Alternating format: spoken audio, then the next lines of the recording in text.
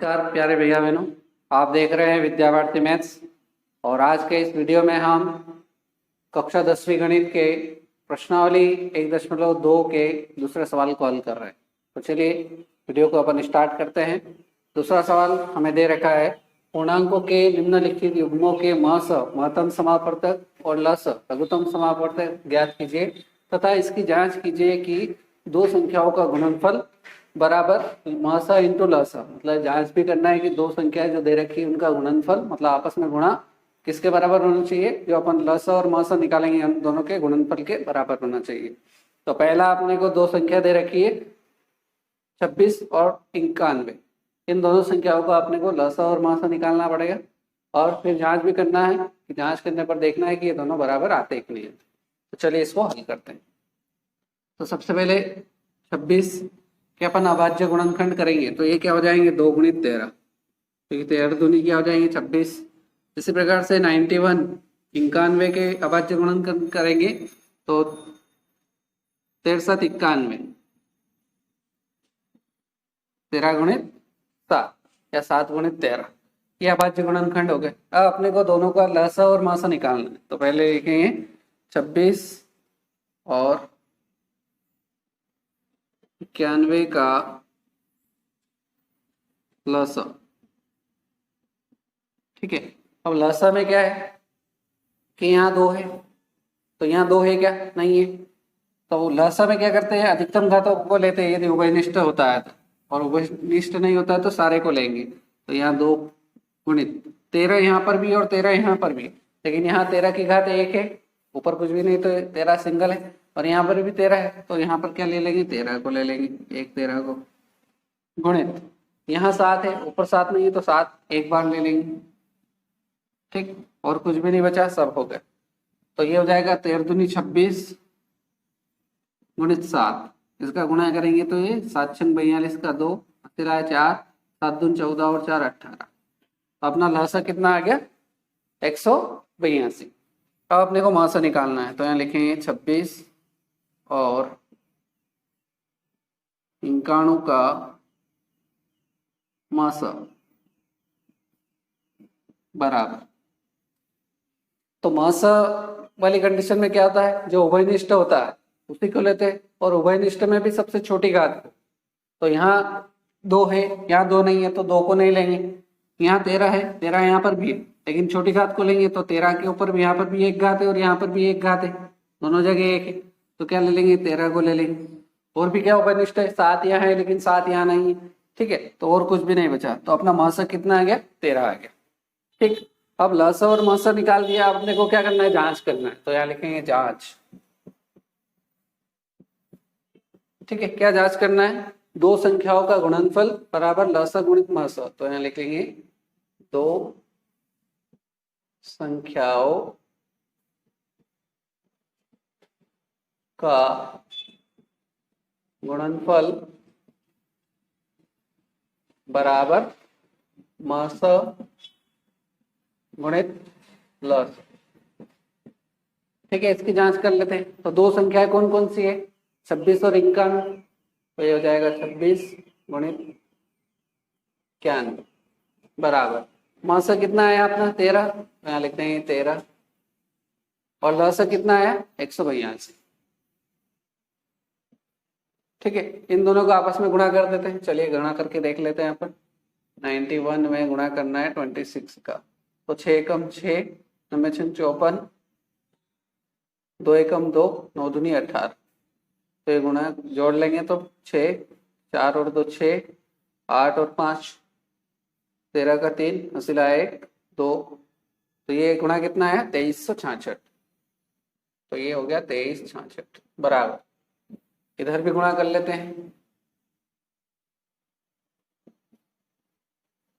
तो 13 दूनी 26 का 6 सिलाया 2 13 8 और 2 6 13 एकम 13 और 10 23।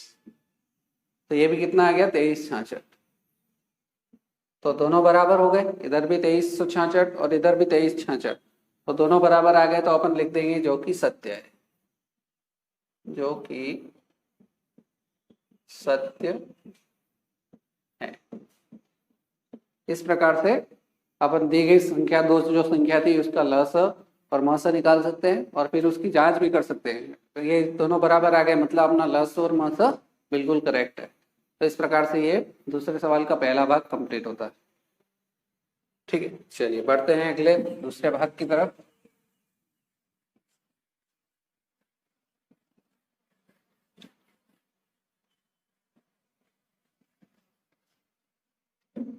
दूसरे भाग में अपने को संख्या दे रखी है 510 और 92। दूसरे भाग में 510 और 92। ठीक है, इनके लस और मस निकालना है और जांच भी करना है। ठीक है, तो यहाँ पर 510 के अभाज्य गुणनखंड क्या क्या होंगे, चलिए साइड में अपन निकाल देते हैं रफ में इसको। तो ये 2 से जाएगा तो 2 दूनी 4 है ना, 2 पंजे 10 और 2 पंजे 10। ठीक है ना, फिर ये 5 से जाएगा, 5 5 25, 5 51। 3 से जाएगा ये 17 3 51 और ये 17 एकम 17। तो 510 के बाद गुणनखंड क्या क्या आ गए, 2 गुणित 5 गुणित 3 गुणित 17।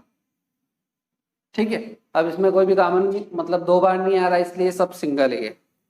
ठीक, अगली जो संख्या है 92, इसके अपन अभाज्य गुणनखंड निकाल लेंगे गुणनखंड विधि से रफ में। तो ये 2 से 4 दूनी 8 है ना, और 1 6 दूनी 12, फिर 2 से 23 और 23 एकम 23।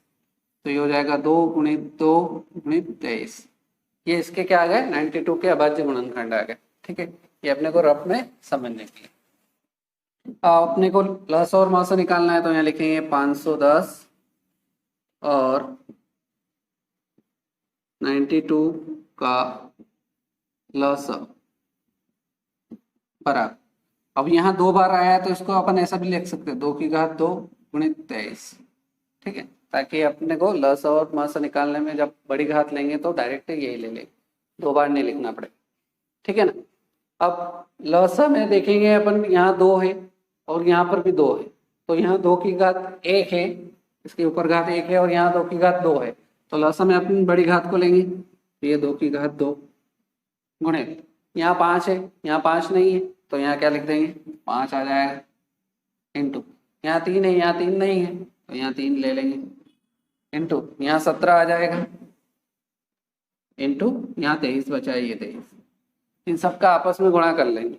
ठीक है, तो ये हो जाएगा 2 का स्क्वायर मतलब 4 गुणित 5 गुणित 3 गुणित 17 गुणित 23।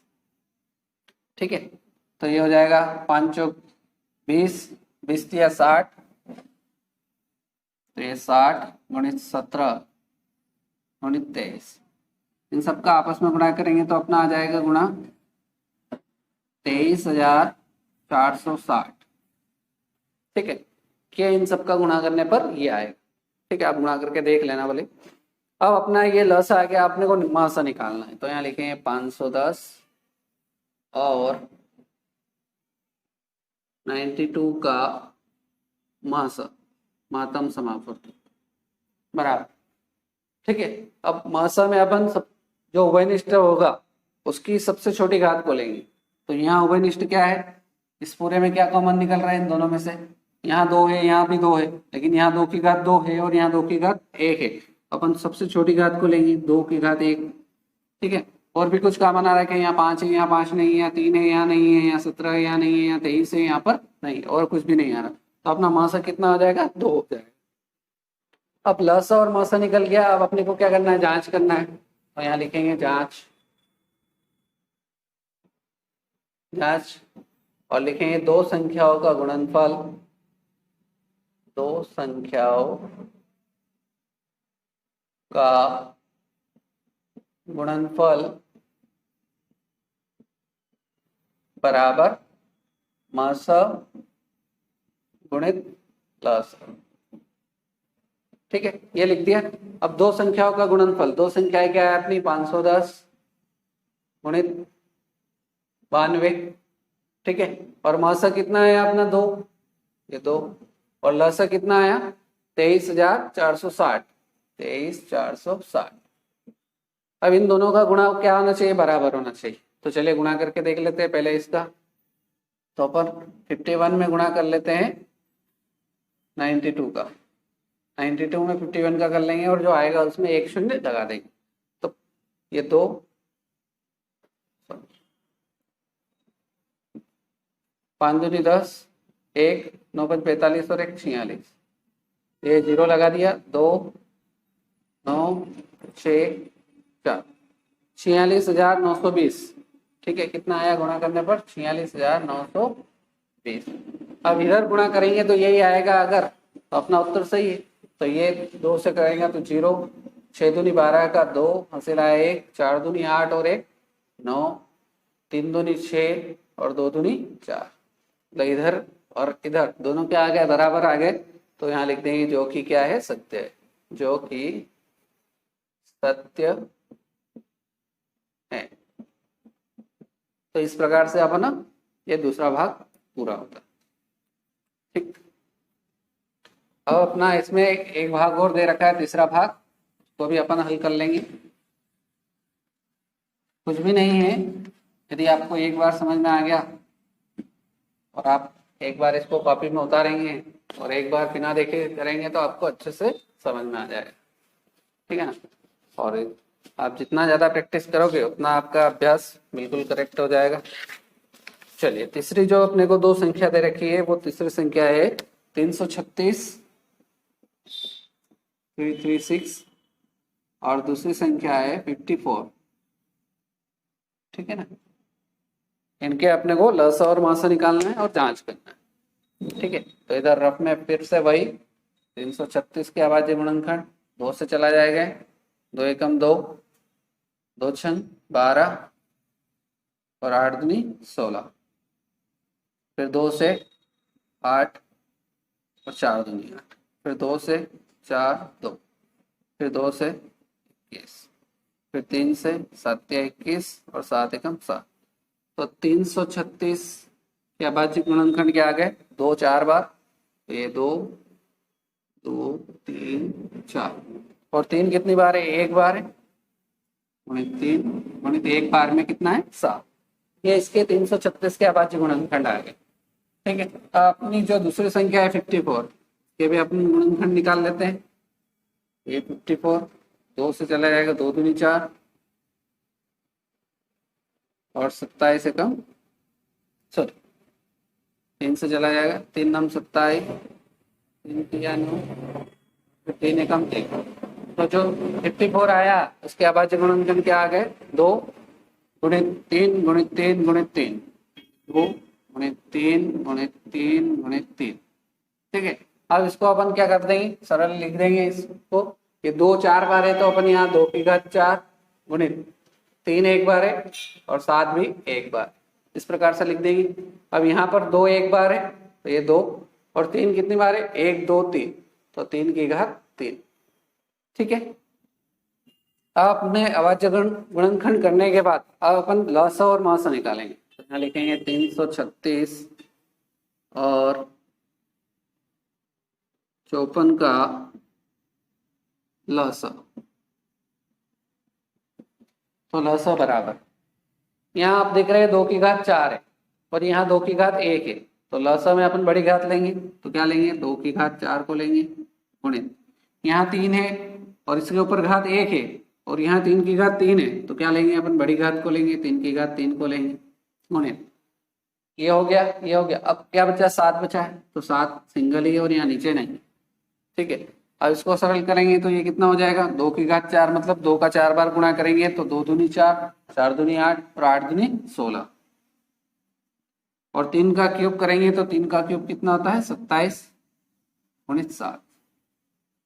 ठीक है, तो इसका गुणा करेंगे तो ये कितना आ जाएगा, 3024। 3024 अब अपन मान से निकालेंगे तो ये 336 और 54 का मासा मातम समापवर्तक क्या आ जाएगा, यहाँ 2 की घात 4 है, यहाँ 2 की घात 1 है, तो ये 2 हो जाएगा। सबसे छोटी घात को लेंगे, यहाँ 3 की घात 3 है और यहाँ 3 है, तो छोटी घात को लेंगे तो ये 3। और कुछ काम आ रहा है क्या, नहीं आ रहा है, तो ये 3 दूनी कितना हो जाएगा, 6 हो जाएगा। तो ये अपने लस और मस आ गए। तो अपने को इसकी जांच करना है, तो लिखेंगे जांच वही दो संख्याओं का गुणनफल, दो संख्याओं का गुणनफल बराबर मस गुणित लस।